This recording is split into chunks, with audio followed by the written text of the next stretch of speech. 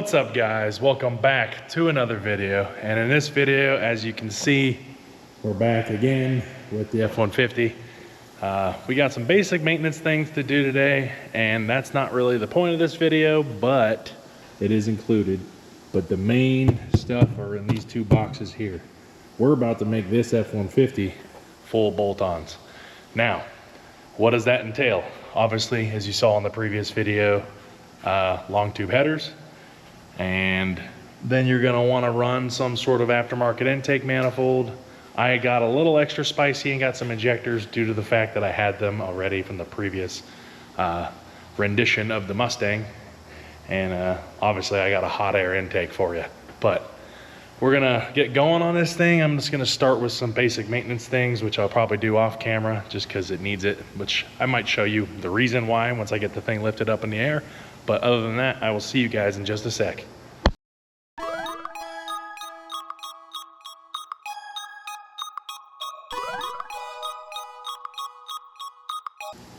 All right, guys, as you can see, this is why we're here, to do some maintenance. As you can see, it's pissing a good bit out of my rear cover. It's also pissing a very good bit out of my axle seal. More so on that side than this side, but I'm gonna do both just to be on the safe side. And it's also pissing out of the pinion seal for the rear end. So, yep, we're gonna get that stuff taken care of, and then we're gonna go right into the fun stuff. All right, guys, I promise this is the last one that has nothing to do with this video. Got the rear end all sealed up nice and tight with a new gasket. No more leaky doos, and we're done. Now, we get to have some fun freaking finally. Are you sure about that? Let me lower this sucker down and we can get started.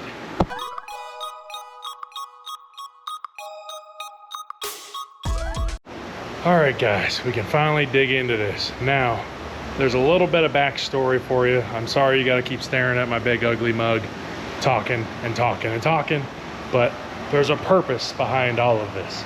So if you look here, that's not a factory intake manifold. And as far as mods are concerned, that is the only thing that's done to this truck, except for OPGs, oil pump gears, crank sprocket. You know the deal if you have a Coyote.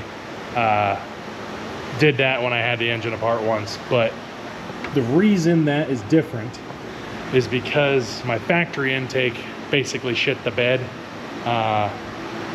If you don't know what they're called, they're intake manifold runner controls, or IMRCs. And when you live in a place like Ohio, they break because what I'll kind of show you once I get it off, but basically they break and then your engine light goes on. And that's what killed my cats, believe it or not, because it was choking the engine down so much and I let it go for so long.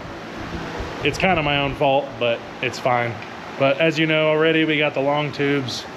This is getting replaced with something else that I have over here. So let's go check that out. Now, as you can see here, we got ourselves a nice looking Boss 302 intake manifold, brand used. Now, I didn't spring for the ported one because, again, it's a truck, it's not a race car. Yes, I'm doing mods to it, but it's because I would rather get all of the full bolt-on stuff done before I get it tuned, so I don't have to pay to get it tuned twice. So we got the intake manifold, and we also got ourselves a PMAS cold air intake. And I know a lot of people like to call them hot air intakes. I know I've called it that before. I probably have in this video already, but if you take a look here, those go right into your factory air box. So if we go back up front, as you can see here, just like the factory air box that kind of clips into this bottom piece, you're basically just getting rid of the factory air filter, and it comes housed in the top piece of the PMAS one, or penis as I like to call it. But one thing you can't hate about PMAS or penis is all of their clamps are black. So it looks real nice when it's put together. And you can take a look at the big old air filter in there, and the big old whale penis design here. So we're gonna go ahead and get this thing thrashed apart real quick, and I'll bring you guys right back on. Actually, really quick, one thing I forgot to mention is, or I forgot to show, I know I mentioned it earlier, is I did get injectors. Now at the look of these, you can tell they're not new. It's because they came out of my Mustang. So, at least the original rendition of it. These are the Ford Performance 47-pound injectors. I have no clue if they're bigger than the ones that are in it currently, but I know they're good for, it made more power on my Mustang, so I said screw it. I have them, they're free essentially. So, not to mention they were used when I bought them for the Mustang, and they work just fine. So, we're gonna go ahead and throw them in there too, and we'll see how much power this thing makes come dyno day. So, let me get back to it, and I'll see you guys in a minute.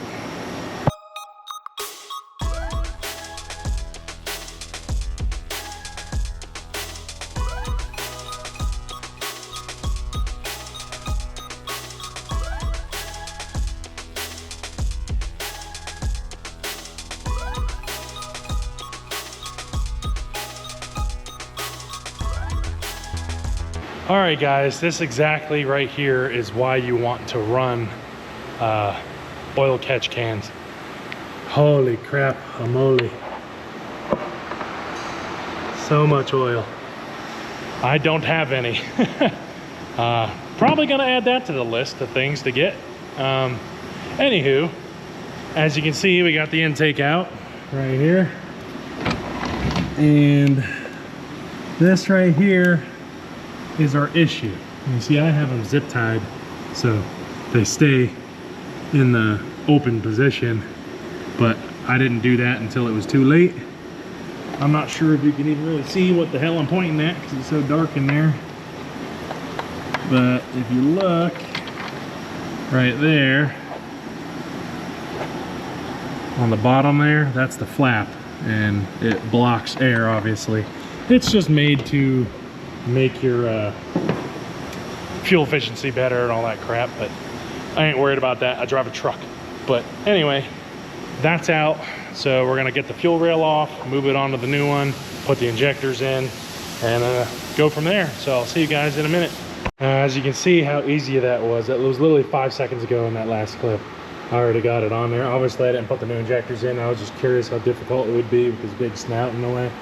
But if you weren't changing injectors, those suckers would just pop right in. Just make sure you lube your O-rings. But yeah, I'm gonna pop this back out, put my new injectors in, and I'll be right back with you. All right, guys, real quick with this intake. As you can see, I got the injectors and stuff in. I got it propped up like this. Now, there's a reason for that. On these generation F-150s, Ford was weird. Like, eventually they stopped doing mass airflow sensors and started leaning towards manifold air pressure sensors. And this year, for whatever reason, has both. So you got a mass airflow and a manifold air pressure. Are you sure about about that? Other Reasons, but I don't pretend to know what the hell I'm doing. But as you can see, I had to do the same thing on the GT350 intake. I had to put my MAP sensor in the back. You have to drill a hole in your nice new intake. This one is kind of the same thing, but a little bit different. Obviously, you don't want to go into one of the runners or something like that. So what people typically do, as I've seen, is you sand down this rib right here, and you drill yourself a hole, and should be good to go. And if I remember right, I did have a rubber plug in there for the actual part that's reading on the sensor. So I'm going to probably transfer that over, but we'll see if my memory serves or not. But I'm going to go ahead and get that done and show you how I did it. All right, guys, as you can see, I grounded down this little vein, and obviously the sensor's in there. I just started with a 3/8 bit and then kind of just worked my way up until it would fit. And then I used a smaller bit, I forget what size this is, but just a smaller bit like that to start a pilot hole for that, because this is actually a coarse thread screw. Assuming you know what that looks like. One of those deals.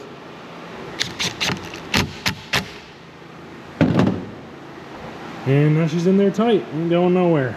Now we have a MAP sensor installed in our Boss 3 intake manifold. All that's left now is to install it on the truck, so let's go and do it. All right, I got the intake set up and ready to go over there. I just did this because it's something you want to do so you don't have random plugs hanging out, just kind of flopping about. I just kind of zip tied them. I've seen people that'll tape them and stuff, but if you look here, yeah, I got it kind of zip tied out of the way for the IMRCs, and the only one you need is that one for your map sensor. So I'm gonna go ahead and get this thrown in there, and we'll see what it do.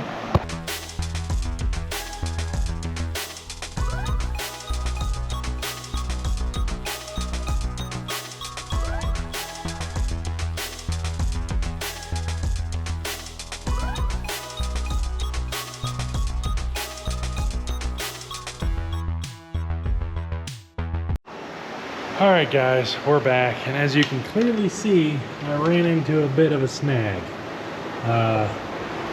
I'm dumb, and I completely forgot that you have to cut the heater hose and extend it to make it work with this intake.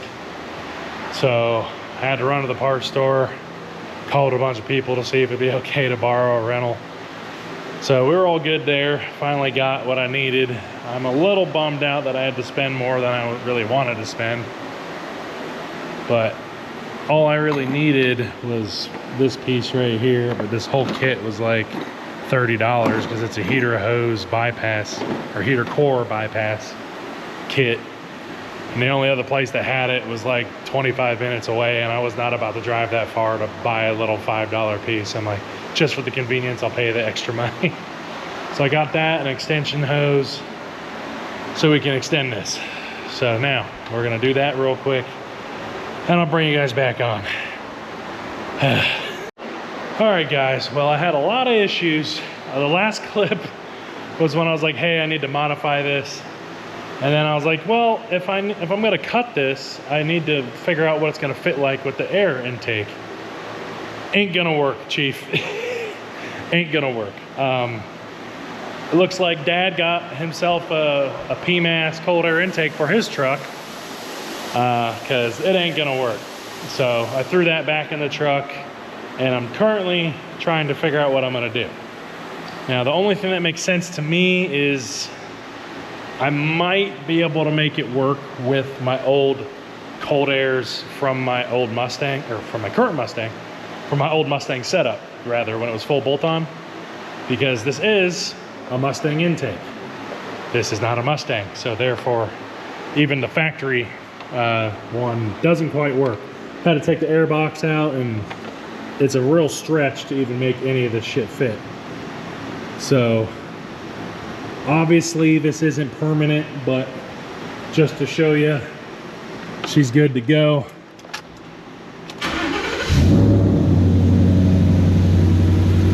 It's not gonna kill it to run it with no filter forever.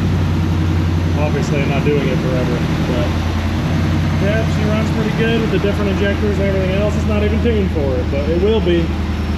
But yep, she runs. Technically I could drive this to Andy's house to get the intakes, but I don't want to run it without a filter, obviously. So that's the next move, is I'm gonna have to run over there and see if any of those will work, because if that doesn't do it, then I don't really have any other idea. So yeah, this just turned into an adventure. So I will see you the next time I see you. All right guys, it's starting to rain, but I got it. It's not perfect, and I'm literally about to leave to go to Andy's. There's a filter in there and everything, but it's kind of just, it's in there. But we gotta take a look at this. Oh, my freaking race truck. Well guys, this was a pointless fucking trip. It's too big. The PMAS is too big. I don't know what the hell happened to the JLT. We've never heard that one before. What? It's too big. Oh, no, I haven't. No. Same. But yeah, the JLT, I'm pretty sure would fucking fit, but I don't know where it's at.